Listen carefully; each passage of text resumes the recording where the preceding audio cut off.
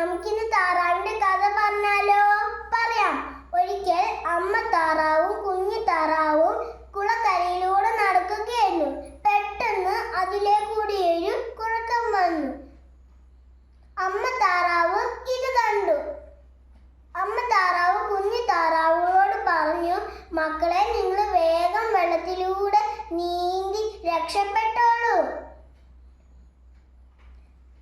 കുഞ്ഞു താറാവുകൾ വെള്ളത്തിൽ ഇറങ്ങുന്നതിന് മുമ്പേ കുറുക്കൻ അവരെ പിടിക്കുമെന്ന് അമ്മ താറാവിന് മനസ്സിലായി.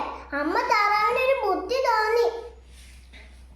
അമ്മ താറാവ് മുടന്തി മുടന്തി നടക്കുന്നത് പോലെ അഭിനയിച്ചു.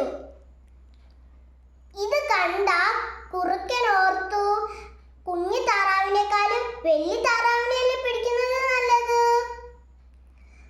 കുഞ്ഞു താറാവുകളെ വിട്ടിട്ട് അമ്മ താറാവിനെ പിടിക്കാന്ന് കുറുക്കൻ ഓർത്തു. ഈ തക്കത്തിൽ